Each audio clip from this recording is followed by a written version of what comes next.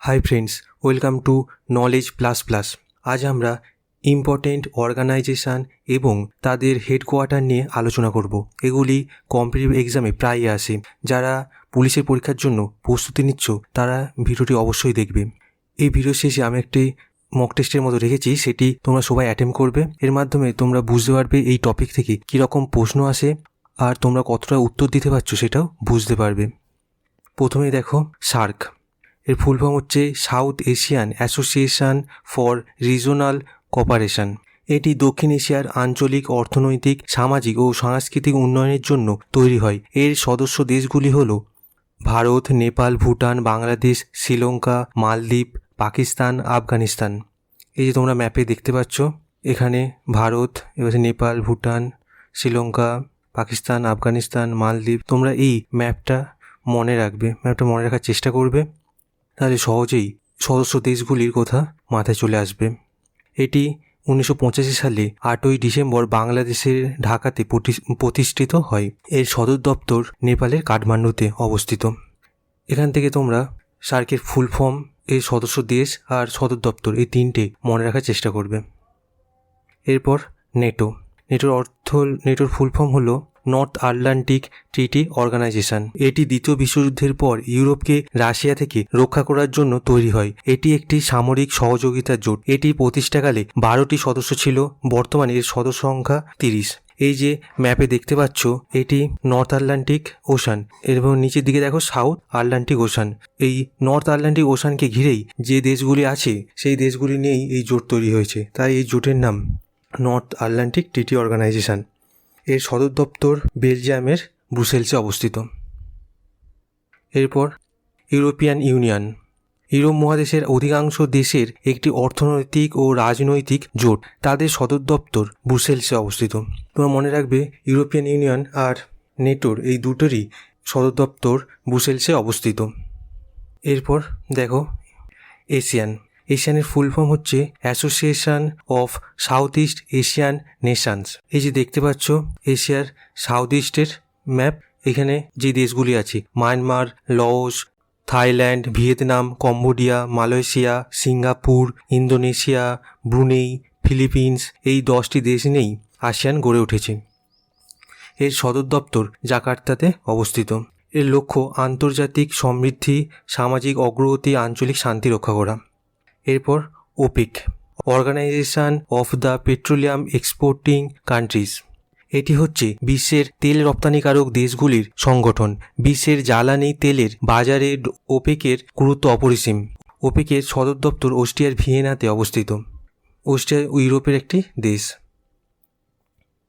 এরপর ADB, Asian development bank. এশিয়ার দেশগুলির অর্থনৈতিক উন্নয়নকে আরও দ্রুত, বেগবান ও সহজ করার জন্য এই প্রতিষ্ঠানটি স্থাপন করা হয়। এটি 1966 সালে প্রতিষ্ঠা করা হয়। এরপর ডব্লিউটিও, ওয়ার্ল্ড ট্রেড অর্গানাইজেশন বা বিশ্ব বাণিজ্য সংস্থা। এটি একটি আন্তর্জাতিক সংস্থা। এটি বিশ্বের বাণিজ্য সংক্রান্ত নীতি প্রবর্তন এবং সদস্য রাষ্ট্রগুলির মধ্যেকার মতপার্থক্য দূর করতে সাহায্য করে থাকে। এর সদর দপ্তর জেনেভাতে অবস্থিত। এরপর আইএলও, ইন্টারন্যাশনাল লেবার অর্গানাইজেশন বা আন্তর্জাতিক শ্রম সংস্থা। ভার্সাই চুক্তি অনুযায়ী 1919 সালে এটি প্রতিষ্ঠিত হয়। 1946 সালে জাতিসংঘের সহায়ক সংস্থা হিসেবে স্বীকৃত হয়। এর সদর দপ্তর জেনেভাতে অবস্থিত। এরপর ডব্লিউএমও, ওয়ার্ল্ড মেটেরোলজিক্যাল অর্গানাইজেশন বা বিশ্ব আবহাওয়া সংস্থা। এটি জাতিসংঘের একটি সংস্থা। এর সদর দপ্তর জেনেভাতে। এরপর ডব্লিউএইচও, ওয়ার্ল্ড হেলথ অর্গানাইজেশন। এটি ইউনাইটেড নেশনের একটি সংস্থা। আন্তর্জাতিক জনস্বাস্থ্যের উন্নতির জন্য কাজ করে। কোনো দেশে মহামারী বা ঔষধ ডাক্তারের প্রয়োজন হলে ডব্লিউএইচও তাদের হেল্প করে। কোভিড-19-এর জন্য ডব্লিউএইচও নিউজ পেপারে প্রায়ই দেখতে পাবে, তাই এর ডিরেক্টর জেনারেল নামও তোমরা একটু মনে রাখার চেষ্টা করবে। ডব্লিউএইচওর ডিরেক্টর জেনারেল হলেন টেড্রস অ্যাধনম। এবারে দেখো ছোটো টিক্স আছে এই 4টে মনে রাখার জন্য। জেনেভার আবহাওয়া মনোরম, ফলে শ্রমিকদের স্বাস্থ্য ভালো হয়, তাই ব্যবসা করা যায় খুব সহজে। এখানে জেনেভা সদর দপ্তর 4টি সংস্থার। একটা হচ্ছে ডব্লিউএইচও স্বাস্থ্য, ডব্লিউটিও ব্যবসার, আইএলও লেবারদের, আর ডব্লিউএমও আবহাওয়ার। এখান থেকে মনে রাখবে। এরপর IMF, ইন্টারন্যাশনাল মনিটারি ফান্ড বা আন্তর্জাতিক মুদ্রা তহবিল, বিভিন্ন দেশের মুদ্রানীতি ও মুদ্রা মানের হ্রাস বৃদ্ধি পর্যবেক্ষণ করা এই আন্তর্জাতিক সংস্থাটির অন্যতম প্রধান কাজ। এর সদর দপ্তর আমেরিকার ওয়াশিংটন ডিসিতে অবস্থিত। এরপর IAEA, international atomic energy agency, আন্তর্জাতিক পরমাণু শক্তি সংস্থা। এই আন্তর্জাতিক সংস্থা পারমাণবিক শক্তির শান্তিপূর্ণ ব্যবহার প্রচার করে এবং পারমাণবিক অস্ত্র সহ যে কোনো সামরিক উদ্দেশ্যে এর ব্যবহার রোধ করতে সচেষ্ট হয়। এর সদর দপ্তর ভিয়েনা। তো মনে রাখবে অ্যাটমিক এনার্জি আর ওপেক, এই দুটির সদর দপ্তর ভিয়েনাতে অবস্থিত। এরপর UNESCO, United Nations educational, scientific and cultural organisation.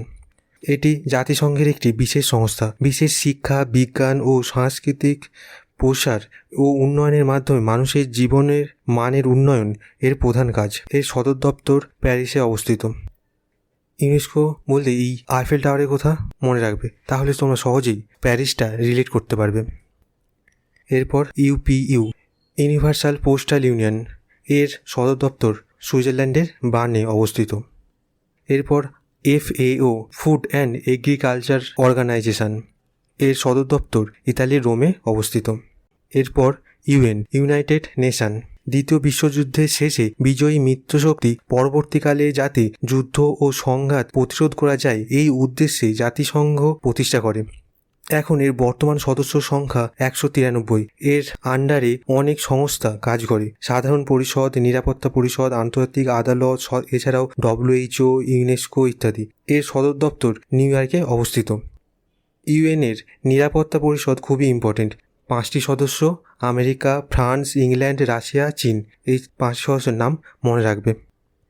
এরপর ব্রিক্স, এটি উন্নয়নশীল দেশের একটি জোট। B for Brazil, R for Russia, I for India, C for China, S for south Africa. এটি 2006 সালে স্থাপিত হয়। এবার প্রথম সম্মেলন হয় 2009 সালে। তখন এটি ছিল brick. Brazil, Russia, India, China এর সদস্য ছিল। 2010 সালে সাউথ আফ্রিকা যোগ দেয়। এরপর থেকে এর নাম হয়ে যায় ব্রিক্স। 2021 সালের ব্রিক্স সাবমিট হবে আমাদের ভারতে। এটা খুব ইম্পর্টেন্ট, এটা তোমরা মনে রাখবে, এটা পরীক্ষায় আসার সম্ভাবনা খুব বেশি। এরপর G7 বা গ্রুপ অফ 7, এটি পৃথিবীর সবচেয়ে ধনী দেশগুলির গ্রুপ। এখানে শিল্প বাণিজ্য খুব উন্নত। এটি 1975 সালে প্রতিষ্ঠিত হয়। তখন এর সদস্য সংখ্যা ছিল 6, তাই একে G6 বলা হয়। 1976 সালে কানাডা যোগ দেওয়ার পর এর নাম হয় G7। 1997 সালে রাশিয়া যোগ দেওয়ার পর এটি হয়ে যায় গ্রুপ 8। কিন্তু 2014 সালে ক্রিমিয়া আক্রমণের জন্য রাশিয়াকে এই গ্রুপ থেকে বাদ দিয়ে দেওয়া হয়। এরপর থেকে এটি আবার G7 হয়ে যায়। G7-এর 2021 সালে সাবমিট হবে ইংল্যান্ডে। এটাও খুব ইম্পর্টেন্ট, এটা তোমরা মনে রেখে দেবে। এরপর একটি টেস্ট সিরিজ আছে, যেখানে একটু প্রশ্ন আছে, সেটা তোমরা সলভ করবে। দেখো, কোন দেশ সার্কের সদস্য নয়? বাংলাদেশ, মায়ানমার, মালদ্বীপ, ভুটান। এখানে তোমাদের মায়ানমার আর মালদ্বীপের মধ্যে কনফিউশন হতে পারে। সঠিক উত্তর হবে মায়ানমার। মায়ানমার সার্কের সদস্য নয়। তোমরা টেস্ট দেওয়ার সময় আমার উত্তর দেওয়ার আগেই তোমরা উত্তর দেওয়ার চেষ্টা করবে। ভিডিওটা পজ করে নেবে, করে উত্তর দেবে, তারপর চালিয়ে দেখবে ঠিক দিচ্ছ কিনা। এরপর ADB, এর সদর দপ্তর কোথায় অবস্থিত? ADB হচ্ছে এশিয়ান ডেভেলপমেন্ট ব্যাংক। এর সদর দপ্তর ম্যানিলা, ফিলিপিন্সে অবস্থিত। এরপর ন্যাটো, এর সদর দপ্তর কোথায় অবস্থিত? বলেছিলাম ন্যাটো আর ইউরোপিয়ান ইউনিয়ন এই দুটোরই সদর দপ্তর হচ্ছে ব্রুসেলস, তাই সঠিক আনসার ব্রুসেলস। এরপর এশিয়ান, এর সদর দপ্তর কোথায় অবস্থিত? এশিয়ানের সদর দপ্তর হচ্ছে জাকার্তা। এরপর দেখো WHO-র সদর দপ্তর কোথায় অবস্থিত? এটা হবে, তোমাদের টিক্স বলেছিলাম, জেনেভার আবহাওয়া খুবই মনোরম, তাই শ্রমিকদের স্বাস্থ্য ভালো হয় আর তাই সহজেই ভালো ব্যবসা করা যায়। দেখেন থেকে WHO স্বাস্থ্য জেনেভা। তারপর ইউনিভার্সাল পোস্টাল ইউনিয়নের সদর দপ্তর কোথায় অবস্থিত? এটার উত্তর হবে বার্ন। এরপর ইউনেস্কোর সদর দপ্তর কোথায় অবস্থিত? ইউনেস্কো বললে কি মনে করতে বলেছিলাম? Eiffel tower. আইফেল টাওয়ার কোথায় অবস্থিত? প্যারিসে। সঠিক আনসার হবে প্যারিস। সার্কের সদর দপ্তর কোথায় অবস্থিত? সার্কের সদর দপ্তর হচ্ছে কাঠমান্ডু। ঠিক আছে, তোমাদের জন্য একটা প্রশ্ন রইল, সার্ক কোথায় প্রতিষ্ঠিত হয়? তোমরা কমেন্টে জানাবে। এরপর IAEA, international atomic energy agency, এর সদর দপ্তর কোথায় অবস্থিত? এর সদর দপ্তর ভিয়েনাতে অবস্থিত। তবে বলেছিলাম দুটো, অ্যাটমিক এনার্জি আর ওপেক, এই দুটোরই কোথায় অবস্থিত? ভিয়েনা। দেখো পরের প্রশ্নটা আছে কি, ওপেকের সদর দপ্তর কোথায় অবস্থিত? ওপেকের কোথায় হবে? ভিয়েনা। তারপর ইউএনের সদর দপ্তর কোথায় অবস্থিত? ইউনাইটেড নেশন কোথায় আছে? আমেরিকাতে। আমেরিকার কথা নিউ ইয়র্ক। সঠিক উত্তর এ। এবার দেখো ডব্লিউটিও এর সদর দপ্তর কোথায় অবস্থিত? ডব্লিউটিও ওয়ার্ল্ড ট্রেড অর্গানাইজেশন, জেনেভাতে। সঠিক আনসার ডি। তারপর দেখো G7-এর 47তম সম্মেলন কোথায় হবে? খুবই ইম্পর্টেন্ট প্রশ্ন। G7-এর সম্মেলন হবে ইংল্যান্ডে। সঠিক আনসার এ। ব্রিক্সের 13তম সম্মেলন কোথায় হবে? ব্রিক্স এবছর আমাদের দেশে হবে। সঠিক আনসার ডি, ভারত। এরপর ইন্টারন্যাশনাল লেবার অর্গানাইজেশন এর সদর দপ্তর কোথায় অবস্থিত? খুব ইজি প্রশ্ন, সদর দপ্তর হবে জেনেভা। এখানেই ভিডিও শেষ হলো। যদি ভালো লেগে থাকে লাইক অ্যান্ড শেয়ার করবে। Thank you.